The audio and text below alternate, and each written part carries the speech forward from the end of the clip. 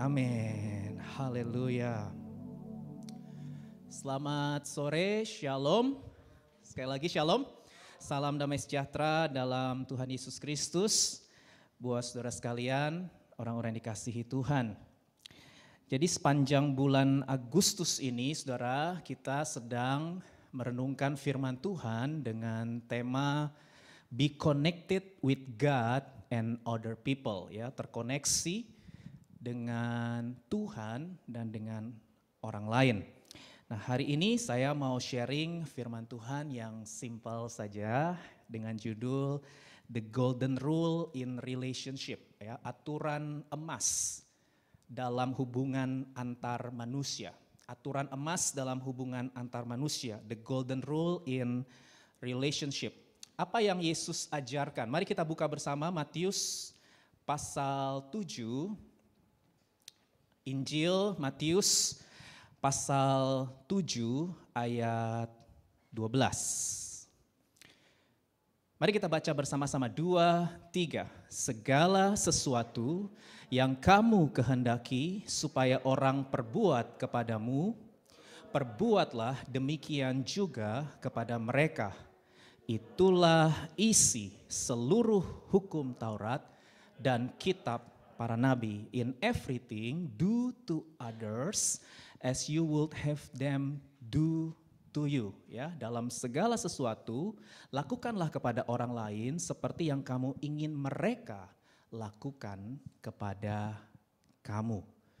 Nah, saudara dikasih Tuhan, dalam seri khotbah di bukit yang disampaikan oleh Tuhan Yesus Kristus kepada murid-muridnya yang dicatat di Injil Matius pasal 5 sampai pasal 7, saudara ya, itu ada satu istilah penting yang dipakai oleh gereja selama berabad-abad, sejak abad 16 sampai hari ini gereja memakai istilah ini, saudara, untuk menggambarkan prinsip utama dari ajaran Tuhan kita Yesus Kristus mengenai relationship, mengenai hubungan antar manusia. Dan istilah ini disebut the golden rule atau aturan emas. Saudara, ini istilah memang ditetapkan oleh para penafsir di awal-awal abad gereja, saudara ya, di awal gereja. Dan istilah ini banyak dipakai oleh gereja-gereja untuk menegaskan tentang ketetapan Allah mengenai seluruh hukum Taurat dan kitab para nabi yang dirangkum secara brilian oleh Tuhan Yesus Kristus dengan satu kalimat, yaitu segala sesuatu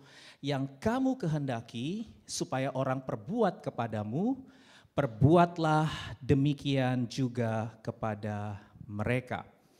Nah, saudara, pada masa itu rabi-rabi Yahudi, guru agama Yahudi, Yudaisme, saudara, itu juga punya model pengajaran yang sekilas nampaknya mirip dengan yang disampaikan oleh Tuhan Yesus, ya.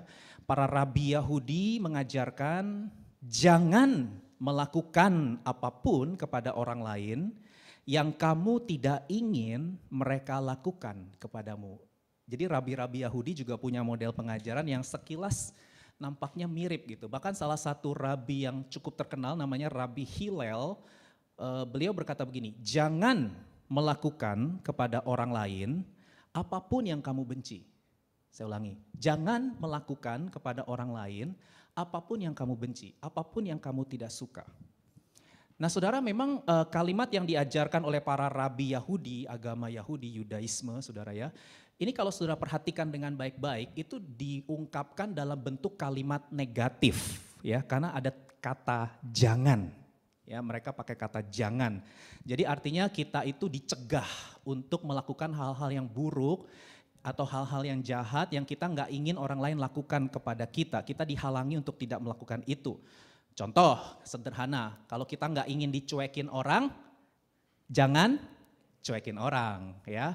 Kalau kita nggak ingin dibully sama orang, ya jangan bully orang. Kalau kita nggak ingin dibohongin sama orang, ya jangan bohongin orang. Kalau kita nggak mau diremehkan, kita nggak mau direndahkan sama orang, ya jangan merendahkan dan meremehkan orang. Kalau kita nggak mau difitnah, ya jangan fitnah orang. Kalau kita nggak mau hak kita dirampas oleh orang lain, ya jangan merampas hak orang lain. Kalau kita nggak mau dimanipulasi oleh orang lain, ya jangan memanipulasi orang lain. Jadi saudara, semua kalimat ini diungkapkan dalam bentuk kalimat negatif ya, kalau rabi-rabi Yahudi. Jadi kita diminta untuk menjadi pasif ya, pasif dalam melakukan kejahatan. Pasif, jangan itu kan berarti kita diminta untuk pasif dalam melakukan hal-hal buruk yang kita nggak mau orang lain lakukan kepada kita.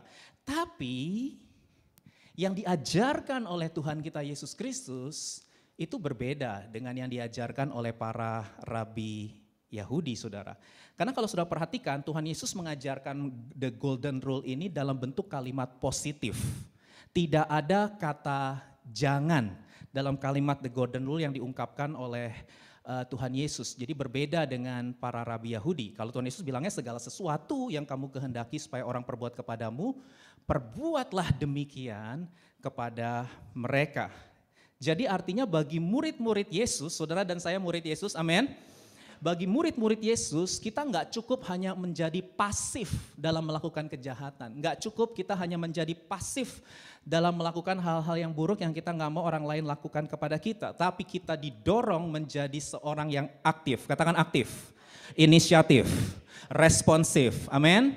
Kita harus menjadi orang yang aktif, inisiatif, responsif dalam melakukan kebaikan. Ini bedanya Tuhan Yesus dengan guru-guru agama Yahudi, saudara. Jadi sekarang kita bisa bertanya pada diri kita masing-masing. Sikap atau perbuatan apa yang kita harapkan untuk orang lain lakukan atau perbuat kepada kita. Kalau boleh saya bertanya, saudara, ya memang ini lebih asik ditanya di Cool ya. Karena kalau di Cool komunitasnya 5-6 orang, tidak banyak. Jadi kita bisa lebih terbuka, kita bisa sharing ya, merasa aman dan nyaman gitu ya. Ada beberapa orang yang nggak aman kalau ketemu banyak orang gitu kan. Jadi mungkin saya sarankan bagi saudara yang belum join sama komunitas Rohani BIC Korea untuk join setiap hari Rabu ya. Setiap bulan ada Cool gabungan setiap akhir bulan. Tapi selebihnya kita Cool per community ya, 5-6 orang, tidak banyak. Kita ada 5 Cool saudara ya. Ayo yang belum join supaya saudara bisa digembalakan secara personal ya, supaya saudara bisa dimuridkan secara personal. Tapi kalau boleh saya bertanya, ya, saudara bisa jawab saja di hati. Apa yang saudara harapkan orang lain perbuat atau lakukan kepada saudara? Ya, kalau punya catatan boleh juga dicatat ya. Kalau enggak ya di hati. Coba kira-kira apa? Ada orang bilang saya pingin orang lain ramah sama saya. Kalau ketemu saya senyum. Ya, ada yang begitu. Ada mungkin saya ingin orang lain apa ya? Generous. Murah hati sama saya gitu ya. Maksudnya apa? Sering ditraktir. Ya, saya ingin orang lain menghargai saya, menghormati saya. Atau apa ya? Saya ingin orang lain, ada yang lebih dalam nih, mengampuni kesalahan saya. Ya. Atau mungkin saya ingin orang lain menerima saya apa adanya. Terimalah aku apa adanya gitu ya. Atau apa ya, saya ingin orang lain membangun, mengasihi saya dan lain sebagainya. Saudara ya, apa yang saudara inginkan orang lain perbuat kepada saudara? Ya kalau saudara catat, saudara ya silakan dicatat. Nah, the golden rule dari Tuhan Yesus mengajarkan apapun yang saudara inginkan orang lain lakukan kepada saudara, lakukanlah itu lebih dulu. Katakan lebih dulu. Ya, lakukanlah itu lebih dulu kepada mereka. Jadi sebagai murid Yesus kita nggak boleh pasif hanya kepingin orang lain ramah sama kita, orang lain menghargai kita. Tapi kita pasif, kita hanya nuntut orang lain ramah, orang lain generous. No, murid Yesus adalah orang-orang yang aktif. Murid Yesus adalah orang-orang yang inisiatif, proaktif. Amin. Jadi kalau saudara mau orang lain ramah sama saudara, berarti saudara harus ramah lebih dulu kepada mereka. Amin. Kalau saudara kepingin orang lain menghargai saudara, jangan tunggu, jangan pasif, ya. Tapi saudara harus apa? Lebih dulu menghargai dan menghormati mereka. Dan di BIC ini saya selalu ajarkan, kalau sudah belum diajarkan oleh keluarga saudara, atau lingkungan sosial saudara. Kalau saudara ada di gereja ini, saya selalu ajarkan kalau saudara menghargai orang, kalau saudara menghormati orang, itu ada 3 magic words ya. Kalau saudara ingin punya long term relationship sama orang, kan kita harus appreciate ya, kita harus respect, harus honor. Kita harus menghargai dan menghormati orang. Ada 3 magic words yang saudara harus ingat dan praktekkan kalau saudara ingin punya long term relationship sama orang. Apa itu? Yang pertama katakan please, minta tolong. Yang kedua katakan thank you, terima kasih. Dan yang ketiga katakan sorry, maaf. Ini 3 kata penting dalam long term relationship. Saudara bergaul dengan siapa saja, saudara membangun hubungan dengan keluarga, membangun hubungan dengan teman, membangun hubungan dengan pacar, membangun hubungan dengan atasan saudara, dosen saudara. 3 kata ini jangan dilupakan ya. Ini penting, please, minta tolong ya. Sorry, maaf, thank you, terima kasih. Ada cukup banyak anak-anak nggak diajar 3 ini ya, saya perhatiin. Makanya ada istilah kurang ajar gitu ya. Ada cukup banyak tapi tidak di tempat ini. Kalau saudara ada di BIC, saya ajarkan mari belajar menghargai orang lain. Amin. Menghormati orang lain ya dengan 3 kata ini. Ingat terus ya, please, sorry, thank you. Itu akan membuat saudara punya long term relationship ya. Karena saudara bisa punya hubungan yang panjang dengan siapapun, dengan orang lain saudara ya. Nah, kalimat yang diajarkan di The Golden Rule ini, saudara, kalau saudara perhatikan baik-baik, itu paralel dengan apa yang Yesus ajarkan di hukum terutama. Karena di hukum terutama Yesus juga ngomong, itulah isi seluruh hukum Taurat dan kitab para nabi. Coba kita baca dulu, ini ayat terkenal ya, saudara udah tahu mungkin. Matius 22 ayat 36 sampai 40. Kita baca yuk 23. Guru, hukum manakah yang terutama dalam hukum Taurat? Jawab Yesus kepadanya, kasihilah Tuhan Allahmu dengan segenap hatimu dan dengan segenap jiwamu dan dengan segenap akal budimu ya. Di Markus ada dengan segenap kekuatanmu. Kemudian itulah hukum yang terutama dan yang pertama. Kemudian, nah ini dia ayat 39 ini the golden rule saudara. Perhatikan 39. Dan hukum yang kedua yang sama itu artinya setara dengan yang pertama adalah apa saudara? Kasihilah sesamamu manusia seperti dirimu sendiri. Pada kedua hukum inilah, nah sama ini kan kalimatnya, pada kedua hukum inilah tergantung seluruh hukum Taurat, ada 613 dalam hukum Taurat saudara ya, tapi kalau mau tanya intisari 613, ini intisarinya. Kasihilah Tuhan dan kasihilah sesama manusia. Seluruh hukum Taurat dan kitab para nabi terangkum dalam hukum yang terutama yang Yesus ajarkan.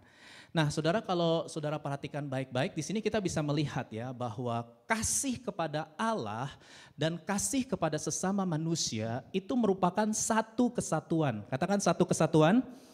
Ya, tidak ada yang lebih tinggi atau lebih rendah. Itu setara, yang sama dengan itu kata Yesus. Ya, tuh.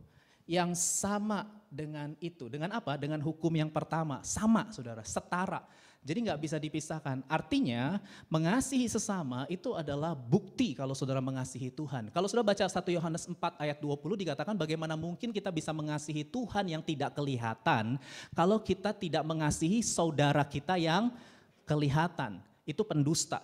Yohanes tulis gitu. Kalau ada orang bilang aku mengasihi Tuhan, gampang ya ngomong mengasihi Tuhan mah gampang ya. Soalnya kan Tuhan gak kelihatan. Gampang lah nyanyi I love you Lord, I love you Lord. Tapi Alkitab bilang mengasihi sesama manusia itu adalah manifestasi, wujud atau bukti dari kita mengasihi Tuhan. Karena memang keduanya ini satu kesatuan saudara ya. Tidak bisa dipisahkan. Nah, saya mau mengajak kita perhatiin hukum yang kedua, saudara. Karena ini sama dengan the golden rule di Matius 7 ayat 12. Tuhan Yesus bilang, kasihilah sesamamu manusia seperti, sebagaimana. Nah, saudara, ini kata Yunaninya hos, ya kata Yunaninya hos. Hos itu artinya sebuah standar perbandingan. Hos itu artinya standar perbandingan. Jadi bicara ilustrasi atau contoh dari mengasihi sesama manusia itu gimana sih caranya? Gimana sih caranya mengasihi sesama manusia? Seperti kamu mengasihi dirimu sendiri. Nangkep ya? Saudara, itu standar perbandingan, bukan perintah. Kalau perintahnya cuma 2, mengasihi Tuhan dan mengasihi sesama manusia. Perintahnya cuma 2. Nggak ada 3 perintah ya. Host itu bukan perintah, itu standar perbandingan. Tapi kalau kita tanya gimana sih caranya mengasihi sesama manusia? Bingung, aku bingung gitu ya. Abstrak. Ya. Nah Yesus ngomong, kalau kamu mau mengasihi sesama manusia, kasihilah sesamamu seperti kamu mengasihi dirimu sendiri, saudara. Nah artinya apa? Ini prinsip pertama yang saya mau bagikan hari ini ya. Ini prinsip pertama saudara ya. Ada 2 prinsip yang saya mau sharing di hari ini saudara. Prinsip yang pertama dalam relationship, dalam hubungan antar manusia ini penting nih saudara ya.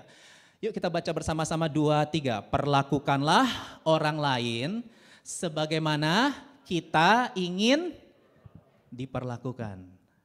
Itu artinya mengasihi sesama seperti kita mengasihi diri kita sendiri. Artinya kita memperlakukan orang lain seperti kita memperlakukan diri kita sendiri. Ya saudara, ini brilian sekali. Nah sekarang pertanyaannya, ya nanti akan masuk ke prinsip nomor 2. Pertanyaannya, dalam realita, jujur kita harus mengakui, enggak semua orang mendapatkan perlakuan yang berbalas dari orang lain. Maksud saya gini, ini dalam realita nih, kita udah baik sama dia. Kita udah melakukan apa yang baik. Tapi orang itu tidak balas baik. Halo, pernah ketemu gak seperti itu? Kita baik sama dia, dia jahatin kita. Halo? Kita udah senyum, Vin. Tapi pernah gak? Saya pernah, saudara. Saya udah senyum duluan loh. Saya udah praktekin yang pertama. Tapi pada faktanya ada orang-orang yang responnya atau perilaku balasannya itu berkebalikan dari yang kita harapkan. Betul gak? Kan kita berharap nih kalau kita senyum, nih saya kasih contoh simpel aja ya. Kalau kita senyum kita berharap orang itu apa? Balas senyum kan? Tapi gak semua orang balas senyum. Halo? Betul gak? Iya. Kita udah menghargai dia ya. Tapi ya, nggak selalu loh ya, nggak selalu respon atau perilaku balasan mereka itu sesuai dengan keinginan kita, sesuai dengan harapan kita, sesuai dengan ekspektasi kita. Makanya ada yang namanya kecewa. Sudah pernah kecewa? Gak usah angkat tangan nih. Kenapa kita kecewa sama orang? Karena respon mereka atau perilaku balasan mereka itu berkebalikan dari yang kita harapkan. Nggak sesuai dengan yang kita inginkan. Karena respon atau perilaku balasan mereka itu nggak sesuai ekspektasi kita. Kita udah baik, mereka balas jahat. Kita nggak ngomongin dia, nggak gosipin dia ngomongin kita, gosipin kita. Biasanya karena iri. Ya, halo betul? Kita nggak bisa kan menghindar dari realita itu. Halo betul nggak saudara? Nah gimana dong kalau udah praktekin yang pertama tapi perilakunya nggak berbalas, apakah kita berhenti berbuat baik? Halo saudara, apakah saudara memilih untuk balas dendam, ya jahat balas jahat, mata ganti mata, gigi ganti gigi gitu ya saudara? Atau apa yang firman Tuhan ajarkan? Saudara, kalau saudara perhatikan baik-baik pengajaran Yesus dan pengajaran Alkitab itu konsisten saudara. Meskipun perilaku balasan orang lain berkebalikan dari apa yang kita harapkan, inginkan dan tidak sesuai dengan ekspektasi kita, Yesus mengajarkan untuk semua muridnya tetap mengasihi mereka. Enggak ada yang amin ini. Karena berat kok Dedi ya. Berat saudara. Kalau saudara baca Matius 7 ayat 13-14, Yesus bilang masuklah melalui pintu yang sesak. Yesus tahu itu memang berat, the golden rule ya. Baca ayat 13-14, masuklah melalui pintu yang sesak karena gak banyak orang yang mau masuk ke dalamnya. Jadi memang Yesus tahu itu bukan sesuatu yang mudah, tapi itu yang firman Tuhan ajarkan. In everything, tadi bahasa Inggrisnya. In everything, dalam segala sesuatu, entah dibales, gak dibales, tetap kita harus berbuat baik. Tetap kita harus mengasihi sesama kita. Kenapa sih, kalau sudah bertanya kepada saya, kenapa sih kita harus mengasihi orang-orang yang responnya nyebelin? Kenapa kita harus mengasihi orang-orang yang kita nggak suka, yang kita nggak cocok, yang responnya tuh kita udah sapa tapi dia malah buang muka ya. Hati-hati yang sering buang muka ya saudara. Pastikan saudara ingat di mana sudah menempatkan muka saudara ya. Jadi karena sering dibuang-buang. Jadi saudara harus tahu posisinya. Kalau enggak gawat nanti hilang ya. Tidak lucu. Oke baik. Roma pasal 5 saudara ya. Kalau saudara baca Roma pasal 5 ayat 5. Kenapa sih kita harus mengasihi orang-orang yang nyebelin, orang-orang yang gak menyenangkan, orang-orang yang menjengkelkan, orang-orang yang responnya atau perilaku balasannya itu gak sesuai keinginan kita, gak sesuai harapan kita yang membuat kita kecewa. Bahkan lebih dalam dari kecewa, pahit hati. Ya. Kalau udah pahit hati itu lebih dalam lagi. Nah kenapa pertanyaan saudara? Jawabannya Roma 5 ayat 5. Karena kita sudah menerima kasih Tuhan. Kita sudah mengalami kasih Tuhan dalam hidup kita. Itulah jawabannya. Kenapa kita tetap harus mengasihi orang-orang yang nyebelin dan gak menyenangkan itu. Roma 5 ayat 5 baca yuk 2-3. Dan pengharapan tidak mengecewakan karena kasih Allah telah dicurahkan ke dalam hati kita.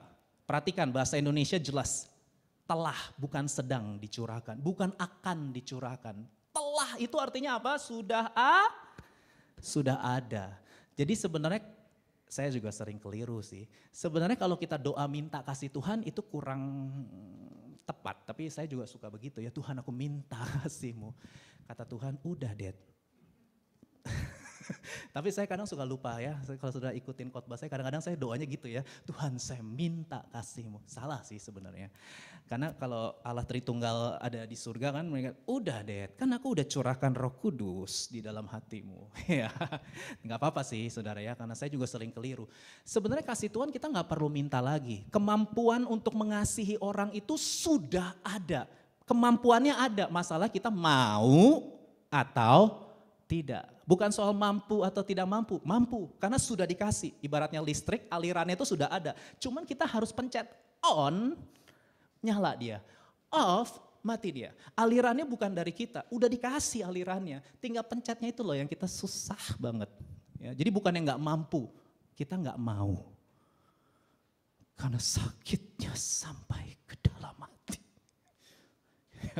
Ya kalau udah ngomong soal itu saya tahu itu butuh proses. Gak gampang saudara, gak gampang. Tapi kita belajar bersama-sama ya. 1 Yohanes pasal 4 ayat 10 sampai 11. Yuk kita baca yuk, 2-3.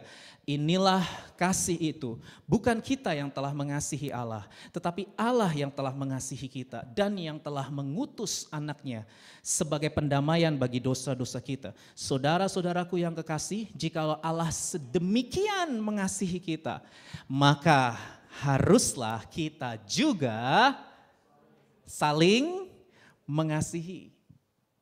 Jadi kasih Tuhan itulah dasar, katakan dasar, fondasi, motivasi kita mengasihi sesama.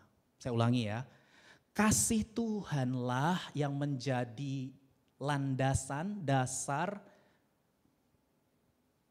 fondasi dan motivasi untuk kita mengasihi sesama. Karena kalau dengan kekuatan kita sendiri gak bisa. Kasih Tuhan yang memampukan. Dan itu sudah dibuktikan. Lihat kalimat ini. Bukan kita yang telah mengasihi Allah. Tetapi Allah yang telah mengasihi kita. Ini kan sama dengan the golden rule. Inisiatif. Ini kalimat ini kan bicara inisiatif saudara. Kita tuh gak pernah mengasihi Tuhan karena kita orang berdosa. Roma 3 ayat 23, semua orang telah berdosa. Tahu gak artinya dosa? Dosa itu artinya kita gak cinta sama Tuhan. Kita gak cinta sama Tuhan, kita gak mau nurutin perintahnya, kita gak suka dengan kehendaknya. Ya, kita lebih suka mengikuti hawa nafsu kita, keinginan daging kita, ya kan, kenyamanan kita, kenikmatan kita, pleasure, comfort. Kita lebih suka itu daripada menuruti perintah Tuhan, mengikuti kehendak Tuhan, sangkal diri, pikul salib, apaan tuh gitu ya. Memang kita semua termasuk yang ngomong ini, kita semua gak cinta sama Tuhan. Bukan kita yang cinta Tuhan, tapi cinta dimulai, inisiatif datangnya dari Tuhan. Tuhanlah yang lebih dulu, Tuhanlah yang mengasihi kita. lebih dulu. Amin saudara. Dan kasih itu atau inisiatif dibuktikan. Ada lagunya kan? Kasih Allahku sungguh telah terbukti. Apa buktinya kasih Tuhan? Ketika Dia serahkan anaknya. Itu kasih.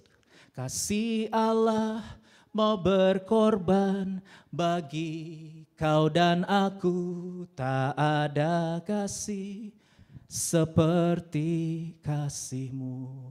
Saudara, bukti dari kasih Allah yang terbesar, bukti dari kasih Allah yang terutama itu adalah Yesus Kristus. Christ is enough. Yesus itu sudah bukti maksimal dari kasih Tuhan. Ya, sekalipun kita mungkin gak mendapatkan apa yang kita inginkan dalam hidup dunia yang udah imperfect ini, kita tetap bisa bersyukur karena kita punya Yesus. Makanya lagu itu refnya begini, bersyukur, bersyukur, bersyukurlah bersyukur. Karena apa? Karena kasih setiamu. Ku sembah, ku sembah, ku sembah, dan ku sembah. Sampai kapan? Selama hidupku, ku sembah Kau Tuhan. Amin saudara. Tuhan Yesus datang untuk apa? Pendamaian ya bagi dosa-dosa kita. Pendamaian itu artinya ada dua, rekonsiliasi dan relasi. Katakan rekonsiliasi dan relasi, 2, 3. Rekonsiliasi dan relasi. Saudara harus tahu Allah kita itu adil. Allah itu adil. Allah itu gak pernah mendiamkan dosa. Allah itu gak pernah membiarkan dosa atau mengabaikan dosa. Allah yang adil adalah Allah yang harus menghukum orang-orang berdosa. Karena Dia adil, saudara. Dia harus menghukum. Dan Dia tetap menjalankan penghukuman itu. Tapi penghukuman itu tidak ditimpakan kepada saudara dan saya. Tapi itu ditimpakan kepada Yesus Kristus, anaknya yang tunggal. Kenapa? Karena begitu besar kasih Allah. Yohanes 3 ayat 16. Saudara, Tuhan Yesus yang tidak berdosa rela membayar apa yang seharusnya dibayar oleh kita yang berdosa. Karena Dia tahu bahwa kita itu tidak mungkin, katakan tidak mungkin, mustahil untuk bisa membayar lunas hutang dosa kita. Dosa itu bagaikan surat hutang. Oke, satu dosa saja sudah membuat kita gagal untuk memenuhi standar kekudusan Tuhan yang sempurna. Satu dosa saja sudah membuat kita gagal untuk membayar lunas hutang dosa kita. Tidak ada manusia di dunia ini, entah beragama, tidak beragama, enggak urusan. Pokoknya yang namanya manusia, tidak ada yang bisa melunasi hutang dosa mereka secara sempurna. Karena satu dosa saja sudah membuat mereka gagal. Dan kita semua orang-orang yang gagal, karena kita orang-orang berdosa. Makanya hanya Yesus yang disebut juru selamat. Karena hanya Dia yang sempurna, yang bisa sempurna melakukan kehendak Tuhan. Dan kita hanya percaya di hati dan di mulut mengaku Yesus adalah Tuhan. Disitulah kita menerima hidup yang kekal. Hidup yang kekal yang diajarkan oleh Alkitab adalah loving relationship with God. Surga yang diajarkan oleh Alkitab itu masalah hubungan cinta. Hubungan kasih dengan Tuhan selama-lamanya. Itulah yang diajarkan oleh Alkitab. Dan kita semua sudah menerima hidup yang kekal. Amin. Rekonsiliasi dan relasi terjadi karena pengorbanan Yesus. Keadilan dan kasih Allah bertemu melalui pengorbanan Yesus. 1 Yohanes pasal 4 ayat 19 kita baca bersama-sama. 2, 3. Kita mengasihi karena Allah lebih dahulu mengasihi kita. Aktif, inisiatif, responsif. Allah lebih dahulu mengasihi kita, sekalipun kita gak mengasihi Dia. Bahkan sampai hari ini pun jujur, kita belum bisa mengasihi Tuhan dengan segenap hati, segenap jiwa, segenap kekuatan, segenap akal budi. Betul gak? Iya, kita cinta sama Tuhan tapi belum segenap. Kalau udah segenap gak ada yang berdosa. Ya, kita masih bisa berdosa kan? Iya, berarti belum segenap. Makanya keselamatan itu bukan hasil usaha manusia, karena semua manusia gagal, saudara. Tapi keselamatan itu adalah kasih karunia di dalam pengorbanan Yesus Kristus. Amin. Kita selamat bukan karena kita baik, kita selamat karena Tuhan Yesus baik. Dan itulah yang menjadi dasar untuk kita berbuat baik kepada orang lain, karena kita sudah diselamatkan. Beda ya, agama-agama dan kepercayaan mengatakan kita harus berbuat baik supaya diselamatkan. Tapi Alkitab mengajarkan kita berbuat baik karena kita sudah diselamatkan sebagai ucapan syukur. Beda saudara, sangat beda paradigmanya. Ya, bahkan dengan rabi-rabi Yahudi pun beda. Yesus itu lebih keren, Yesus itu lebih brilian dari semua rabi Yahudi dan ajaran agama manapun di dunia ini. Karena dia adalah sang kebenaran. Minggu lalu Pastor Beck sudah bilang, Yesus berkata, akulah jalan, akulah kebenaran, dan akulah hidup. Amin saudara. Nah ini prinsip terakhir ya yang perlu kita hidupi dalam hidup kita. Gimana sih kalau orang lain nyebelin, responnya nyebelin gitu ya, menyakiti kita, melukai kita. Nomor 2, perlakukanlah orang lain sebagaimana Allah telah memperlakukan kita. Ini prinsip penting saudara. Ya, jadi kita fokusnya bukan orang, fokusnya Tuhan. Aku memperlakukan kamu sebagaimana Tuhan telah memperlakukan aku. Jadi meskipun kamu buang muka, ya, meskipun kamu gosipin aku, kamu fitnah aku, kamu buat jahat sama aku tetap mau mengasihi kamu. Karena Tuhan sudah lebih dulu mengasihi aku. Dan Christ is enough. Aku udah penuh dengan kasih Tuhan. Orang kalau udah penuh saudara, wah, dia akan berlimpah-limpah, saudara, karena penuh. Jadi kalau saudara masih single, belum menikah, nanti ikut ya Pastor Raguel atau Raquel? Saya suka ketuker-tuker Raguel, kalau ini Raquel, ya WL kita keren ya saudara ya. Jadi ini saya nggak mau ngomong itu bagiannya Pastor Raguel, cuma sedikit aja. Kalau saudara mau mencari pasangan hidup, pastikan saudara penuh dulu dengan kasih Tuhan. Karena pasangan hidup nggak bisa membahagiakan kita secara sempurna. Gak bisa, karena mereka gak didesain untuk membahagiakan kita secara sempurna. Yang bisa membahagiakan kita secara sempurna itu Tuhan. Ya, kalau saudara mau menikah karena lonely, hati-hati. Saudara pikir dengan menikah loneliness saudara selesai karena aku punya pasangan. Enggak. Tanya sama orang-orang yang udah nikah, tetap lonely. Tetap lonely, karena ini bukan bicara faktor eksternal, bukan. Loneliness itu bukan bicara faktor eksternal, faktor internal. Meskipun kita ada di tengah keramaian pun, kita bisa lonely. Karena itu bicara internal, karena kita hampa, kosong. Kita nggak dapat penghargaan dari orang tua kita nggak dapat cinta dari orang tua kita nggak dapat penerimaan dari lingkungan sosial kita. Itulah yang membuat kita jadi ngerasa tertolak. Ya. Dan hati-hati, saudara jangan pikir, oh kalau aku pacaran selesai masalahku. Kalau aku punya pasangan hidup, kayak di drama-drama Korea, wah maka selesai sudah loneliness aku. Kenyataannya adalah tidak. Karena itu bukan faktor eksternal, itu faktor internal. Saudara harus ketemu Tuhan dulu. Karena yang bisa memuaskan, membahagiakan, yang membuat kita benar-benar full, itu adalah Tuhan, bukan orang lain. Ya, kalau kita udah penuh dengan kasih Tuhan, kita akan menghormati orang tua kita, sekalipun mereka berlaku yang sangat melukai kita. Tetap kita bisa menghormati orang tua kita, karena udah penuh. Ya, karena udah penuh, saudara. Jadi bersyukurlah kalau saudara belum menikah, ya, karena saudara ini waktunya untuk saudara ngalamin dulu. Makanya ikut Brighter, ya 9 sampai 11 September, saudara ya, karena di retreat itulah saudara akan mengalami key moment, ya, key moment, momen kunci. Kita ini memang ibadah tiap minggu, betul. Kita ini saat teduh tiap hari, betul. Tapi retreat itu beda atmosfernya, karena retreat itu kita menyepi di sebuah pantai, ya ada lautnya saudara ya. Di situ kita benar-benar mengheningkan cipta. Kok mengheningkan cipta?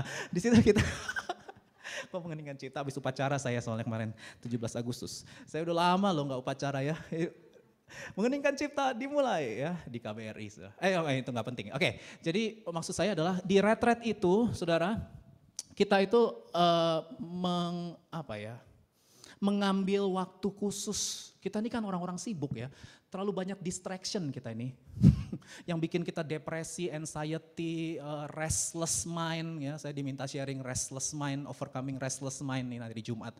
Jadi yang bikin kita otak kita nggak bisa beristirahat itu kan ada anxiety, ada macam-macam lah ya. Jadi kita tuh sebenarnya memang butuh rest, dan rest yang sejati itu ada di dalam Tuhan. Amin. Retret bukan segala-galanya, pembicara bukan segala-galanya, para panitia pelayan juga bukan segala-galanya. Yang segala-galanya itu Tuhan. Kita cuma ngatur aja supaya kita tuh kayak membuka jalan gitu loh. Membuka jalan untuk Tuhan hadir dan melawat secara personal. Ya, jadi di retret itu memang secara personal, secara pribadi saudara akan mengalami perjumpaan dengan kasih Tuhan. Amin. Ya, itu penting setiap tahun kita adakan, cuma karena corona 2 tahun kita break. Oke, Kolose pasal 3 ayat 13 saudara ya. Ini contoh, perlakukanlah orang lain sebagaimana Allah telah memperlakukan kita. Ada ayatnya gak Ko Dedi? Ada. Kolose 3 ayat 13, mari kita baca bersama 2-3. Sabarlah kamu seorang terhadap yang lain dan ampunilah seorang akan yang lain. Apabila yang seorang menaruh dendam terhadap orang lain, perhatikan kalimat ini. Sama seperti Tuhan telah mengampuni kamu, kamu perbuat jugalah demikian. Amin saudara. Efesus 4 ayat 32, yuk kita baca 2-3. Tetapi hendaklah kamu ramah seorang terhadap yang lain, penuh kasih mesra dan saling mengampuni. Sebagaimana Allah di dalam Kristus telah, lagi-lagi kata telah mengampuni kamu. Kenapa kita mengampuni orang? Karena Allah lebih dulu telah mengampuni kita. Kenapa kita harus menerima orang? Karena Allah lebih dulu menerima kita. Kenapa kita harus mengasihi orang? Karena Allah lebih dulu mengasihi kita. Kita sudah menerima kasih-Nya, kita sudah mengalami kasih-Nya, kita sudah merasakan kasih-Nya, kita sudah penuh dengan kasih Tuhan. Disitulah kita punya kekuatan untuk belajar mengampuni.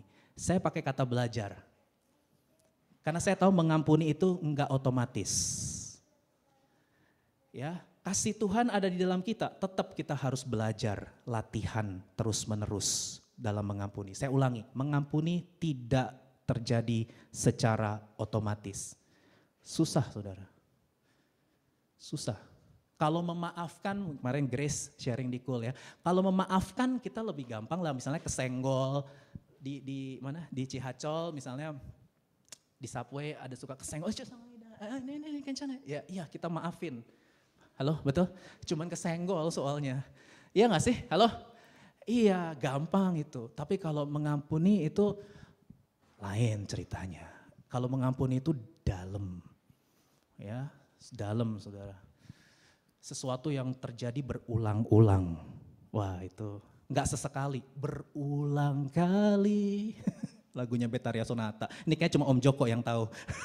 Aku mencoba. Judulnya Hati yang Terluka ya Om. Ada keluarganya Ive nih datang ya. Haleluya. Ive wisuda saudara. Kelly juga wisuda. Ya bersyukur. Selamat ya. Sudah lulus ya. Seneng ya. Iya. Haleluya. Mereka masih single ya saudara. Jadi single kan ya. Ya jadi saudara bisa hubungi setelah ini ya. Haleluya. Jadi saudara mengampuni itu enggak otomatis, butuh latihan, katakan latihan. Belajar, bilang sama kanan kiri, mengampuni itu butuh latihan dan belajar, bilang. Jadi saudara, kalau saudara bilang Ko Dedi susah, memang susah. Ko Dedi susah, iya memang susah. Saya enggak bilang gampang, siapa yang bilang gampang? Orang terjadi berulang-ulang kok gampang. Dan orang yang paling berpotensi melukai kita tuh orang terdekat. Gimana bisa gampang sih? Orang terdekat bukan orang di Cihacol, nggak kenal, bukan. Orang yang paling berpotensi melukai hati kita itu orang terdekat. Orang terdekat itu siapa? Papa, mama, emang gampang. Berulang-ulang tinggal sama mereka, kakak, koko, cici, emas, mbak, abang, adik, ya, bestie, ya, best friend, bestie. Nggak gampang, siapa bilang gampang saudara? Bukannya Araboji atau Halmoni yang di pasar, bukan. Itu mah kita nggak kenal juga sama mereka, bukan Ajosi Ajuma, bukan. Tapi ini keluarga kita, saudara. Ya, keluarga kita. Kalau mereka mah kita maklum lah, orang tua itu kan nyenggol apa kasar, nggak apa-apa, kita peace ya. Kita nggak akan kepahitan sama Haraboji Halmoni yang kasar itu, nggak apa-apa. Mereka orang tua kok. Tapi kalau itu papa kita sendiri, mamah kita sendiri, wah itu nggak gampang saudara, makanya butuh latihan. Tapi bisa nggak? Bisa. Karena kita sudah terima dan kita bisa kasih. Bagus tuh bahasa Indonesia. Terima, baru bisa kasih. Receive God's love and then we share God's love to others. Saudara, Roma 12 ayat 21, yuk kita baca 2-3. Janganlah kamu kalah terhadap kejahatan, tapi kalahkanlah kejahatan dengan kebaikan. Ini bicara aktif, inisiatif, responsif. Kalau Rabi Yahudi kan cuma bilang pasif, pokoknya jangan jahatin orang, jangan rugikan orang, jangan nyakitin orang. That's it, itu Rabi Yahudi, itu agama-agama. Tapi kalau Yesus lebih keren, Yesus bilang aktif, inisiatif, responsif. Kejahatan kamu harus kalahkan dengan kebaikan. Wih, jadi gak cuma pasif, aku gak mau jahatin orang. Enggak, tapi kamu harus berbuat baik sama orang itu. Keren, Yesus lebih keren saudara. Ya, jauh lebih dalam karena ya dia kebenaran sih ya. Jadi ya lebih keren, lebih brilian. Dan bersyukurlah kita jadi murid-muridnya saudara. Jadi kalau saudara perhatikan ayat ini, pengampunan itu berkaitan dengan kebenaran dan keadilan saudara. Karena gini, pada saat kita mengampuni itu artinya kita melakukan usaha secara aktif untuk menghentikan bertambahnya kejahatan di dunia ini. Maksudnya apa kok Dedi? Gini, kalau jahat balas jahat, mata ganti mata, gigi ganti gigi, itu artinya saudara sama jahatnya dengan orang itu. Kalau mata ganti mata, gigi ganti gigi, saudara jahat balas jahat, itu artinya saudara menambah angka kejahatan di dunia ini. Saudara tambahin. Tapi kalau saudara mengampuni, saudara menghentikan bertambahnya angka kejahatan. Memang gak bisa menghentikan total, nanti kalau Yesus datang baru total. Berhenti kejahatan gak ada, tapi sekarang belum, masih tetap banyak. Tapi at least dari diri kita sendiri kita menghentikan itu. Dengan cara apa? Mengampuni. Kalau enggak kita sama jahatnya dengan mereka. Kalau enggak kita nambahin angka kejahatan di dunia ini. Roma 12 ayat 17, janganlah membalas kejahatan dengan kejahatan. Lakukanlah apa yang baik bagi semua orang. Saudara, mengampuni adalah sebuah keputusan yang menyakitkan. Untuk menerima orang yang melukai kita. Sekali lagi, orang yang melukai kita itu orang terdekat. Pasti orang terdekat. Makanya nggak gampang ya. Yang melukai kita sebagai sarana untuk membentuk kita menjadi serupa dengan Kristus. Karena Yesus pun mengampuni orang-orang yang melukai dia. Halo, betul? Di kayu salib, ya Bapa, ampunilah mereka sebab mereka tidak tahu apa yang mereka perbuat. Galatia 2 ayat 19-20, aku telah disalibkan dengan Kristus. Sakit gak disalibkan? Sakit saudara, mengampuni itu sakit. Siapa yang bilang menyenangkan? Mengampuni itu menyenangkan, bohong tuh. Bohong itu, pendusta itu, ya pasti sakit karena itu orang terdekat, orang yang kita percayai, orang yang kita cintai. Tapi air susu dibalas air tuba, ngerti gak ya peribahasa? Air susu dibalas air tuba, masih ada gak itu peribahasa itu? Kebaikan dibalas dengan kejahatan, aduh ampun ya. Tapi aku hidup bukan lagi aku sendiri yang hidup, melainkan Kristus yang hidup di dalam aku. Amin. Kapasitas kita untuk mengasihi orang lain berbanding lurus dengan penghayatan kita terhadap kasih Allah pada diri kita. Ini keren ya quotationnya. Dengan lebih banyak menghayati kasih Tuhan, itu akan memampukan kita untuk mengasihi orang. Dengan lebih banyak menghayati pengampunan Tuhan, itu akan memampukan kita untuk mengampuni.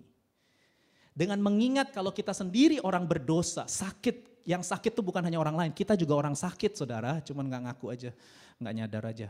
Kita semua orang sakit. Yesus bilang aku datang bukan mencari orang benar, tapi orang sakit, orang berdosa. Yesus nyindir karena orang-orang Farisi merasa diri mereka gak sakit. Mereka, aku orang baik. Gak ada yang baik, semua berdosa.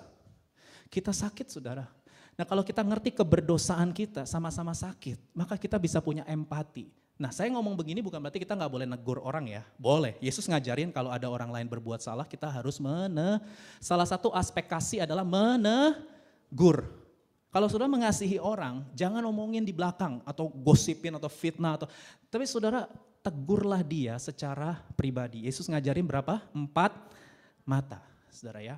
Jadi kalau saudara ngelihat Ko Dedi ini misalnya, saudara ada ganjelan di hati ya, saya kasih contoh gampang aja ya. Saudara boleh ajak ngobrol, tapi jangan rame-rame. Kalau negur orang gak boleh rame-rame. Kalau memuji orang, rame-rame. Ya, wah keren ya Kevin, cakep ya, tapi udah nggak single ya saudara ya. Bentar lagi akan menikah ya, betul nggak ya? Ya kayaknya mungkin 1-2 tahun lagi lah akan menikah ya. Saudara, kalau memuji orang, saudara pujilah di depan umum. Tapi kalau saudara mau menegur orang, tegurlah secara pribadi. Amin. Ko Dedi khotbahnya kok kayak gitu, pribadi ngomongnya. Kayak gitu tuh maksudnya gimana? Ya, kalau negur tuh harus spesifik ya, nggak suka, yang nggak sukanya gimana? Jangan ini. Kalau negur tuh harus spesifik. Kalau cuma nggak suka, kita jadi bingung nggak sukanya di mana. Nah, saudara harus kasih detail. Gini loh, Ko Dedi, khotbahnya kepanjangan, ya terlalu panjang. Aku udah capek ini. Kayaknya banyak yang katakan amin ini. ya, karena panas Ko Dedi ini, AC-nya cuma 1 itu di depan sama di belakangnya. AC-nya kurang Ko Dedi, jadi udah hentikan. Oke. Kan dari detail kan, jadi saya bisa mengubah diri saya dong, karena saudara kasih tegurannya detail. Halo, amin. Ditegur sama dengan dikasihi. Jadi kalau saudara ada orang tegur saudara, katakan terima kasih, karena berarti dia care sama saudara, dia peduli sama saudara. Kalau ada orang gak pernah tegur saudara, saudara jangan bersuka cita, karena artinya tidak ada satu orang pun yang care dan peduli sama saudara. Kasihan. Ya, jadi bersyukur kalau ada orang yang negur saudara ya. Bukan berarti kita mengasihi, mengampuni terus kita harus terus bersama-sama dengan orang yang toksik, enggak saudara. Kalau saudara tahu orang-orang ini akan merusak mental saudara, orang-orang ini akan merusak bahkan merusak fisik saudara, ada kasus-kasus kekerasan dalam rumah tangga. Mengampuni bukan berarti kita harus selalu dekat dengan orang-orang itu, enggak. Toksik bahaya, saudara justru harus jaga jarak sama orang itu. Halo, ya kita harus smart ya. Mengasihi itu bukan berarti kita harus dekat terus sama dia. Kalau dia menyakiti, melukai dan itu efeknya sampai ke emosi, psikologi kita harus jaga jarak sama orang itu. Tapi kita nggak kepahitan sama dia. Kita tidak memusuhi dia, kita nggak benci sama dia. Cuma kita harus jaga jarak karena bahaya. Firman Tuhan berkata pergaulan yang buruk merusak kebiasaan yang baik. Itu bukan Yesus ya, Paulus, firman Tuhan. 1 Korintus 15.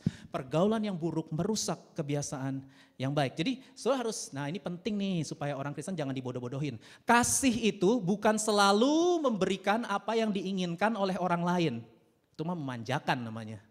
Ya, tapi kasih adalah menginginkan kebaikan bagi orang lain. Ngerti gak kalimat ini? Kasih itu bukan berarti selalu memberikan apa yang diinginkan orang lain. Contoh, saudara ditipu orang. Wah, khotbah Ko Dedi mengasihi.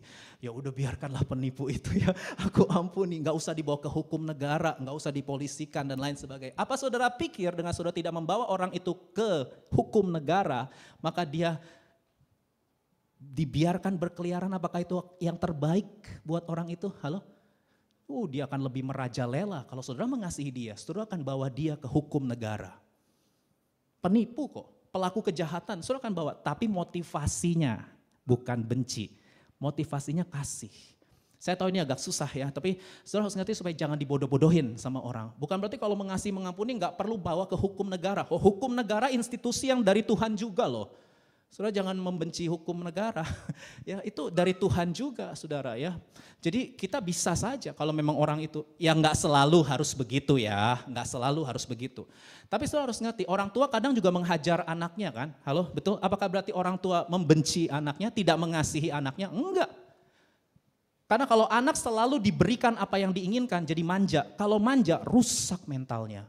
Orang tua yang memanjakan anak, waduh anak itu gampang depresi. Ya jangan saudara jangan selalu memberikan apa yang diinginkan oleh anak. Nanti dia pride-nya gede, dia merasa dirinya pusat perhatian, dia segala-galanya. Ntar ketika dia dalam dunia kampus mengalami penolakan dari teman, wah langsung depresi. Begitu dia menghadapi penolakan dari dosen, langsung depresi. Kenapa? Karena orang tuanya selalu memberikan apa yang dia inginkan. Jadi itu mentalnya rusak. Nah biasanya itu kalau ke luar negeri banyak orang jadi kacau karena kalau dilihat latar belakang keluarganya, wah kurang dididik, ya, kurang dididik. Tapi bukan di tempat ini. Kalau di tempat ini semua adalah orang-orang yang terlatih. Amin. Saudara bisa keluar negeri itu sudah bagus banget menurut saya, luar biasa. Tantangannya berat saudara ya. Dan saya bersyukur saudara ada di komunitas rohani ini. Dan saudara, kalau saudara lihat Tuhan sendiri mengajarkan bahwa dia menghajar. Bukan berarti Tuhan benci loh. Tuhan hajar orang yang dikasihinya. Dia menyesah orang yang diakuinya sebagai anak. Dia akan memberikan ganjaran. Dikatakan di manakah terdapat anak yang tidak dihajar oleh ayahnya. Jadi menghajar itu bukan sebuah kebencian. Motivasinya kasih supaya anak ini punya mental yang kuat. Punya mental yang tangguh. Kamu salah, kamu harus mengalami ganjaran. Ya, tapi kita tahu kita sudah dikasih tempat ya untuk dihajar ya, yaitu ini, bukan kepala dan lain sebagainya. Ya, tapi ada banyak orang yang belum paham itu, tapi ada banyak anak-anak yang terluka. Tapi kalaupun saudara sudah mengalami itu hari ini, kasih Tuhan memulihkan. Amin. Kasih Tuhan menyembuhkan. Jikalau kamu bebas dari ganjaran yang harus diderita setiap orang, maka kamu bukanlah anak, tapi anak-anak gampang. Kalau nggak pernah dididik, nggak pernah didisiplin, kita jadi anak-anak gampangan. Ya, yang gampang sekali anxiety, gampang sekali depresi. Karena dunia ini tuh penuh dengan kekejaman. Saudara, nggak semua hal bisa tercapai. Enggak semua yang kita inginkan itu pasti tercapai. Saudara akan hadapi penolakan, saudara akan hadapi kegagalan, saudara akan hadapi apa yang saudara harapkan enggak sesuai kenyataan. Saudara akan hadapi apa yang saudara ekspektasi inginkan enggak sesuai. Kalau saudara enggak pernah dididik, didisiplin menjadi seorang yang kuat dan tangguh, saudara langsung tepar begitu ketemu keadaan yang berkebalikan, orang-orang yang berkebalikan dari apa yang kita inginkan. Bahkan di gereja ini pun saya harus katakan kita tidak sempurna. Saudara pun masih bisa mengalami hal-hal yang mungkin tidak menyenangkan. Oke. Nah, saudara, saya akan ini sedikit saja, ini sebenarnya sharing dari istri saya kemarin di Cool Unboxing, saudara ya. Jadi saudara lihat manusia itu kan ada 4 temperamen kan saudara ya. Dan kita ini memang beda-beda, ada yang sanguin. Nah ini saudara harus bisa memahami orang, kenapa ya nih orang gak disiplin, emosinya labil, gak produktif, egosentris, membesar-besarkan masalah. Yaitu kekurangan orang sanguin. Ya, koleris, kenapa nih orang dingin, cepat puas diri, ceroboh, dominan, sarkastis, pemarah, kejam, ya itu kelemahannya orang koleris. Kenapa dia pemurung, pembalas, berpusat, berpikir negatif, kurang bermasyarakat, perasa, teoritis, ya karena dia melankolis. Kenapa dia cepat khawatir, dikit-dikit khawatir, penakut, suka menunda-nunda, gak punya motivasi, cari aman sendiri, gak tegas, kikir, egois, ya karena dia flekmatis. Jadi kalau sudah bisa ngerti bahwa manusia itu punya temperamen yang berbeda-beda, dari situlah kita bisa ngerti bahwa memang kita gak bisa cocok dengan semua orang. Kita gak bisa menyukai semua orang. Toh Yesus juga gak memerintahkan kita untuk cocok dengan semua orang. Tuhan Yesus juga gak memerintahkan kita untuk menyukai semua orang, enggak. Tapi Tuhan Yesus mengajarkan kita untuk mengasihi semua orang. Sekalipun kita nggak cocok, sekalipun kita nggak suka, nggak sesuai temperamen kita, tetap kita mau belajar mengasihi mereka. Amin, saudara. Hari ini boleh dibantu, Josean. Saudara, hari ini kita belajar 2 poin sederhana, saudara ya. Tapi ini penting sekali dalam relationship. Ini khotbah terakhir tentang relationship, minggu depan udah ganti tema. Ya, jadi saya mau di khotbah yang terakhir ini, saudara, kita menghidupi 2 prinsip ini. Yang pertama, perlakukanlah orang lain sebagaimana kita ingin diperlakukan. The golden rule dari Yesus. Dan perlakukanlah orang lain sebagaimana Allah. Singer boleh bantu saya. Sebagaimana Allah telah memperlakukan kita. Amin. Untuk firman Tuhan. Mari kita nyanyi lagu Ubah Hatiku, seputih hatimu, setulus cintamu, karena aku mau jadi seperti Yesus. Saya undang kita bangkit berdiri bersama-sama. Haleluya, terima kasih Tuhan. Ubah hatiku.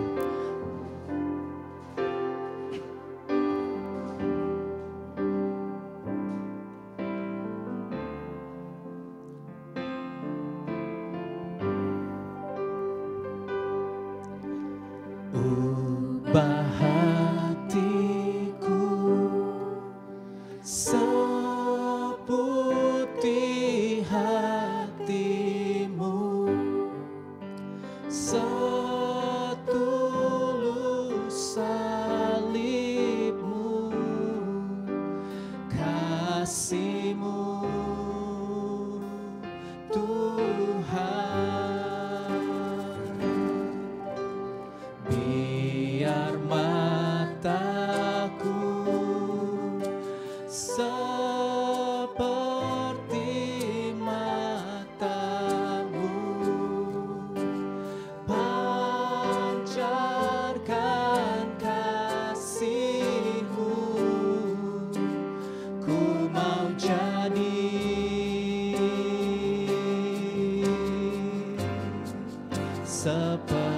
ubah hatiku seputih hatimu,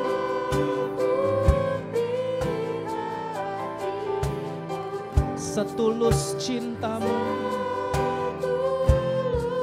salibmu, kasihmu ya Tuhan.